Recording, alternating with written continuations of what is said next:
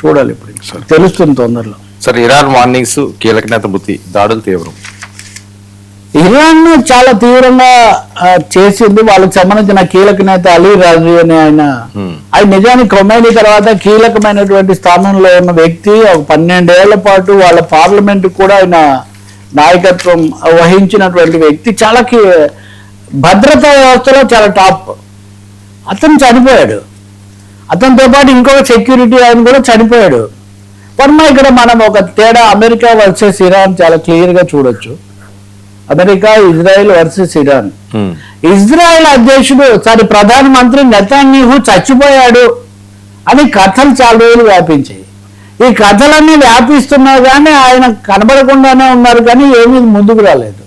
హఠాత్తుగా ఒక రోజు క్యాంటీన్లో ప్రత్యక్షమై నేను కాఫీ కోసం చచ్చిపోతున్నాను ఎందుకు జోక్ చేశాడు. కనబడకుండా పోయిందేమో ఇజ్రాయెల్ ప్రధానమంత్రి. ఇప్పటికి కూడా ఆయన బయటికి ఏమి రావట్లేదు. కానీ ఇరాన్ నాయకులు మటుకు అలీ ఖమైనీ చనిపోయాడని తెలిసా కూడా గాయపడిన వాళ్ళ అబ్బాయి ఏమో నాయకత్వం స్వీకరిస్తున్నాడు. ఇప్పుడు అలీ లార్జానీ కానీ ఇంకా ఇతరులు కానీ ప్రాణాలకు అర్పించి వాళ్ళు పోరాడుతున్నారు. అంటే వీళ్ళ స్పిరిట్ ఆఫ్ ఫైటింగ్.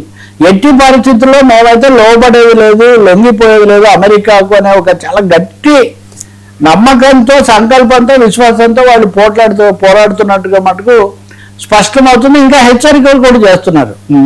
ఏమన్నారు, మీరు మా మిసైల్స్ అయిపోయాయన్నారు, కానీ మా మిసైల్స్ దెబ్బకు మీరు విలవిల్లాడుతూ ఉన్నారు. అలాగే హార్మోజ్ జలసంధి దగ్గర అంతా మేము క్లియర్ చేస్తూ ఉన్నారు, ఏం చేశారు, మీరు ఏం చేయలేకపోయారు. కాబట్టి ఇరాన్ ఒక విధంగా ఛాలెంజ్ చేస్తూ ఉండి మేము చాలా గట్టిగా నిలబడతాము, ఎంతకాలమైనా నిలబడతాము అని. ఎంతకాలమైనా నిలబడడానికి కావాల్సిన సరంజామా కానీ సన్నాహాలు కానీ మాకు ఉన్నాయి. ప్రాణత్యాగం చేసేవాళ్ళు ఉన్నారు. ఇక్కడ ఇంకో ముఖ్యమైన అంశం ఏమంటే కుర్దులకు కూడా ఆయుధాలు ఇచ్చింది అమెరికా. కానీ కుర్దుల తరఫున వాళ్ళ పార్టీ ఆమె నిన్నే మీడియాతో మాట్లాడింది, మేము పోట్లాడతాము కానీ ఇరాన్ లోపలే పోట్లాడతాం, కానీ మేము ఇరాన్ వ్యతిరేకంగా వేరే దేశంతో మేము పనిచేయము అని. సో ఇరాన్కి సంబంధించినంత వరకు ఏ అంశాలు దెబ్బతీయాలనుకున్నారో అవన్నీ కూడా ఘోరంగా దెబ్బతిన్నాయి. ఎవ్వరూ సానుభూతి తెలపట్లేదు. ఇక్కడ ఎవ్వరు కూడా ట్రంప్కు మద్దతుగా ముందుకు వస్తున్నటువంటి పరిస్థితి మాత్రం కనిపించట్లేదు. ఖమైనీ ఏమో ఈ ఖమైనీ కూడా గాయపడ్డాడు, ఈయన రష్యాలో ట్రీట్మెంట్ కోసం పోయాడు. ఇవన్నీ స్టోరీస్, రకరకాల స్టోరీస్ ఉన్నాయి. కానీ ఒకటైతే అర్థమవుతోంది, అది అలీ లార్జానీ కానీ ఇంకెవరు గాయపడినా ఎవరు చనిపోయినా ఇరాన్ అయితే తలవంతున అనే ప్రసక్తి లేదు. వాళ్ళు ముప్పు తిప్పలు పెట్టడానికే సిద్ధమైపోయారు. ఇటు ఇజ్రాయెల్ను, అటు గల్ఫ్ దేశాలను, ఇంకోవైపున అమెరికాను కూడా వాళ్ళు పూర్తిగా ఎదుర్కోవడానికే సిద్ధంగా ఉన్నారు అనేది అయితే చాలా స్పష్టమవుతోంది. ఈ సమయంలో ఇంకొక తాలిబాన్లకు పాకిస్తాన్కు జరుగుతున్న దాంట్లో కూడా నిన్న 400 మంది ఆఫ్ఘనిస్తాన్లో ఆసుపత్రి, అది డి అడిక్షన్ ఆసుపత్రి, 400 మంది చనిపోవడం అంటే ఒక్క సింగిల్ ఎంత తీవ్రమైంది. ఇక్కడ పాకిస్తాన్ కూడా అమెరికా మద్దతు ఉంది. సో ఇరాన్ చాలా గట్టిగా నిలబడడం అన్నది ప్రపంచంలో ఈక్వేషన్స్ ను మార్చేస్తూ ఉంది. సరే, ట్రంప్ గొగ్గోలు, ఏకాకితనంతో శాపాలు, సలహాదారుడు గుడ్ బై, క్యూబాలో మరో దెబ్బ తప్పదా? అదే దీని కంటిన్యూషన్ లాంటిదే. ఇజ్రాయెల్ నిన్న ఒక ప్రకటన చేసింది, ఏమని, ఇదిగోండి, have one war with Iran but goals remain unset అంట. ఇజ్రాయెల్ చెప్తోంది have one war with Iran అంట. యుద్ధం గెలిచారంట కానీ లక్ష్యాలు నెరవేరలేదంట. అసలు ఇవన్నీ ఎలాంటి మాటలో మనకు చాలా స్పష్టంగా తెలుస్తాయి. ఈరోజు అందరూ కూడా చెప్తుంది ఏంటంటే ట్రంప్ ఘోరమైన మిస్కాలిక్యులేషన్ చేశాడు. ఇరాన్ ఏదో హడలు కొట్టేస్తాను అనుకున్నాడు ఆయన, కానీ ఈ దెబ్బలో పూర్తిగా ఘోరంగా దెబ్బతిన్నాడు. ఇప్పుడు ఆయన ఏమని చెప్తున్నాడు, మేము చర్చలకు సిద్ధంగా ఉన్నాము, మాట్లాడడానికి సిద్ధంగా ఉన్నాము, కానీ వాళ్ళే ఇంకా అందుబాటులోకి రావడం లేదు అనే మాట చెప్తున్నాడు. ఈ సమయంలో మీరు చెప్తున్నట్టుగా జోసెఫ్ కెంట్ అని ఆయన యొక్క కౌంటర్ టెర్రరిజం విభాగం అధిపతి, అంటే టెర్రరిజాన్ని ఎదుర్కోవడం కోసం అని కదా ఇది.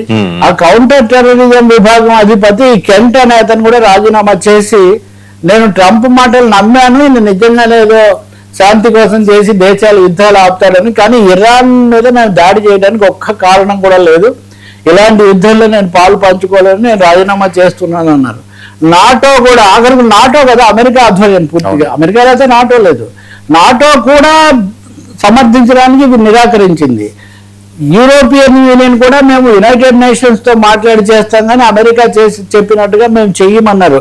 ఏకాకిలాగా నిలబడినాడు ఇప్పుడు ట్రంప్. ఒక విధంగా చెప్పాలంటే అంతర్జాతీయ రంగంలో పూర్తిగా ఏకాకైపోయాడు. భారతదేశం కూడా అలా దాడులకు గురైన ఆ గల్ఫ్ దేశాలకు కొంచెం మద్దతు ఏదైనా తెలుపుతుందేమో కానీ ట్రంప్తో మేము రాబోవట్లేదు, పైగా మా వాణిజ్య ఒప్పందం కూడా వాయిదా వేసుకుంటున్నామని చెప్పింది. సో ఇప్పుడు విశ్లేషకులు చెప్తుంది అంటే టారిఫ్ వార్లో దెబ్బతిన్నాడు ట్రంప్, ఇప్పుడు ఇరాన్ వార్లో కూడా రెండో దెబ్బతిన్నాడు. తిన్న తర్వాత దీని నుంచి పరువు కాపాడుకోవడానికి ఇంకా ఏవో ఆయన పిల్లి మొగ్గలేస్తున్నాడు. అందుకోసం ఏదో సామెత చెప్తారు, వాళ్ళని తిట్టొద్దంటే వీళ్ళు అనుకున్నాను అన్నాడు అంటే ఇప్పుడు. క్యూబాతో మాట్లాడే మొదటి అధ్యక్షుడిని నేనే అవుతానని క్యూబా మీద ఇప్పుడు చేస్తున్నాడు. క్యూబాను మేము దాడి చేస్తామని. సో క్యూబా అధ్యక్షుడు కూడా ఇప్పుడు ఫెడరల్ కాస్ట్రో క్యూబాలో ఇప్పుడు కాస్ట్రో లేడు కదా, ఆయన తమ్ముడు కూడా చనిపోయాడు, రాహుల్ కాస్ట్రో. ఇప్పుడు క్యూబా అధ్యక్షుడిగా ఉన్నటువంటి డ్యూయస్ కెర్నల్ అని ఆయన ఒక ప్రకటన చేశాడు. నిజమే క్యూబా కష్టాల్లో ఉంది, కరెంటు కూడా సరఫరా కావట్లేదు. ఆ చుట్టూ దిగ్బంధం చేస్తే ఏం చేస్తారు మీరు? మీ చుట్టూ మీకు ఏం రాకుండా చేస్తే దిగ్బంధంలో ఉన్నారు. నిజమే. ఆయన ఒక మాట అన్నాడు, వర్స్ట్ కేస్ సినారియోలో ప్రాణాలు అర్పించైనా పోరాడతాం కానీ మేము మటుకు లొంగిపోమని. క్యూబాకే కనుక చేస్తే దుస్సాహసము, ఇరాన్లో కంటే రెట్టింపు దెబ్బ తినడానికి ట్రంప్ సిద్ధంగా ఉండాల్సిందే. ప్రపంచం అయితే దానికి చూస్తూ ఉంది. ఇప్పుడు సొంత సైన్యాలే తనను విడిచిపోతూ ఉంటే, కలిసి వచ్చే దేశాలన్నీ కూడా అడ్డం తిరుగుతూ ఉంటే, ఇజ్రాయిల్ కూడా మేము యుద్ధం ముగించామని చెప్తూ ఉంటే ఇంకా ట్రంప్ ఎటుపోయాడు. కాబట్టి పూర్తిగా చరిత్రలో ఈరోజు times of India lead article అదే, రెండో ప్రపంచ యుద్ధం తర్వాత మొదటిసారి అమెరికా యొక్క ఆధిపత్య వ్యూహానికి భంగపాటుకు గురైంది. అది యుద్ధాలు మొదలు పెట్టడం కానీ ముగించడం తన చేతుల్లో లేదు. ఇరాన్ మీరు ఎంత దెబ్బతీసినా వాళ్ళైతే దిగిరారు అని అర్థమైంది. ఏం జరుగుతుంది next we have to see. Right sir, thank you so much Rao garu. ఇది ఈనాటి frankly with Talapalli station 299 news.